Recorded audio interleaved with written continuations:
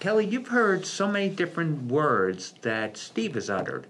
From a clinical perspective, you being an RN, running a very big company, what are your thoughts? Well, first of all, I would like to thank you for your tremendous efforts and the big differences that you have made for the people of Suffolk County and New York State. It is definitely a sorely needed service that to help them acclimate back into civilian life, and I'm really appreciative of it personally. Speaking to it on a clinical side, when I work with the senior population who are veterans, they do have at times a certain set of challenges that aren't to the general population.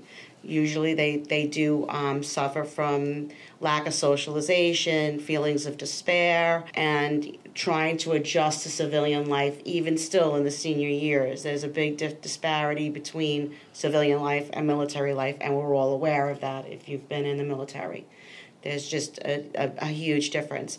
My agency, when we work with veterans, sometimes they are in crisis mode and they don't even have the money to pay for my services.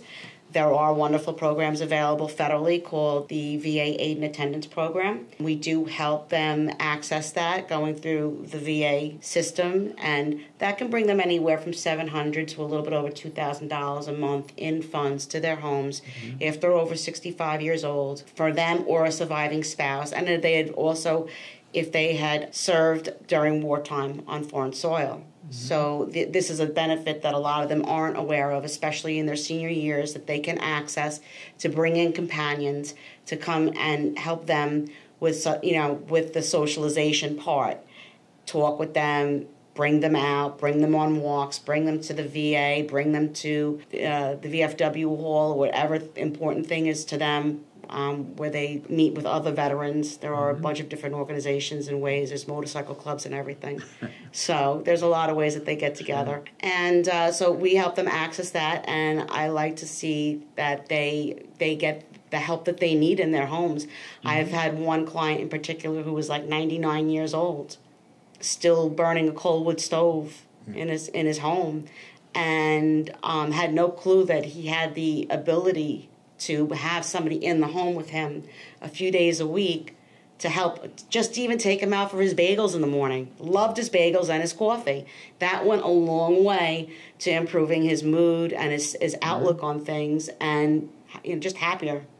Yeah. So, Kelly, I'm led to believe that recently your company hired another nurse on staff to lead the charge with you. Can you talk about that for a minute?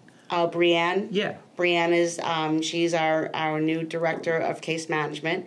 She'll be working with our clients one-on-one. Our agency differs in style from most agencies in that our clients do have one-to-one interaction with the nurse. There's no clinical coordinator per se that's helping with the scheduling. The nurse is coming in, doing the case finding, seeing what the needs are, creating a plan with the family and the client that works. The plan is not a medical-based plan. The plan is a social-based plan.